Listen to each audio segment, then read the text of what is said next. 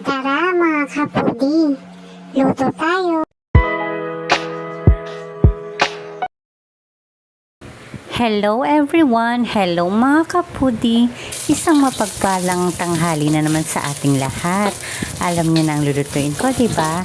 Tinolang manok. Simulan na natin. Magkisa na tayo ng luya at isunod na rin natin ng sibuyas. Ito ay sangkutsain maigi para lumabas ang aroma ng luya at ang sibuyas. Isunod na rin natin ng bawang. At pwede na rin natin ilagay ang karne ng manok. Ito ay sangkutsain maigi mga kapudi. Ang paggisa ng karne ay hindi minamadali mga kapudi para ito ay hindi malansa.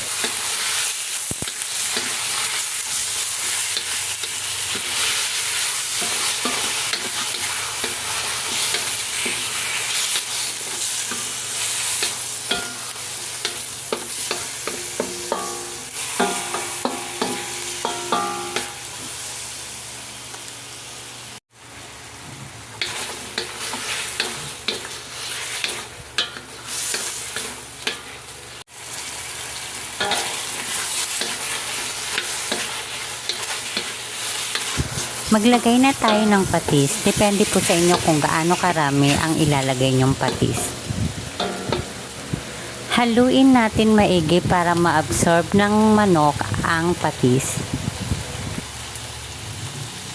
After haluin, maglagay na tayo ng 2 mangkok na tubig. Konti lang ang tubig na nilalagay ko para mas malasa siya mga kapudi.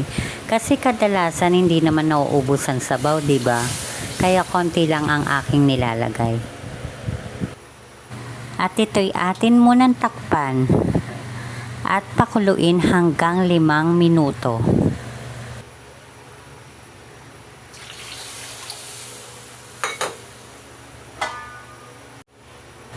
Pag kumulo na ito, maaari na natin ilagay ang gulay na papaya.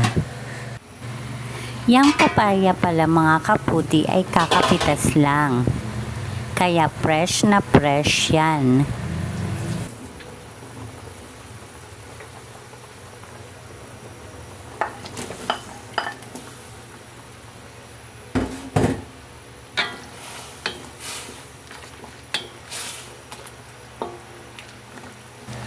Okay, maglagay na tayo ng paminta.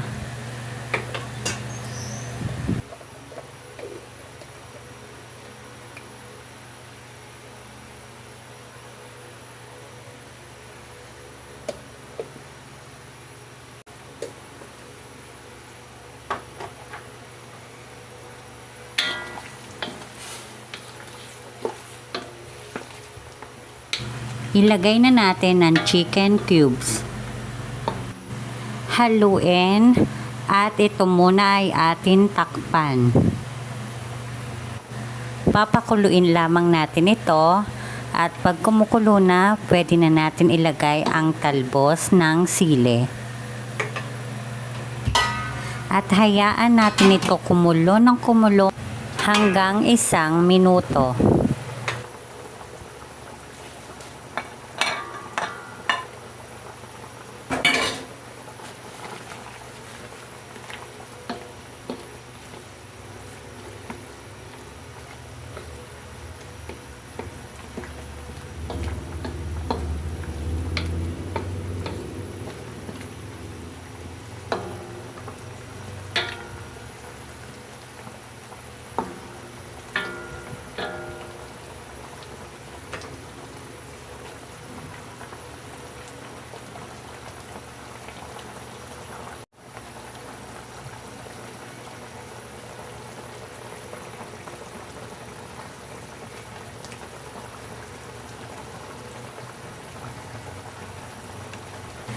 Ayan mga kaputi, paluto na po ang ating tinolang manok.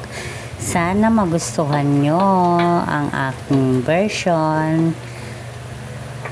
Maraming salamat sa panonood mga kaputi.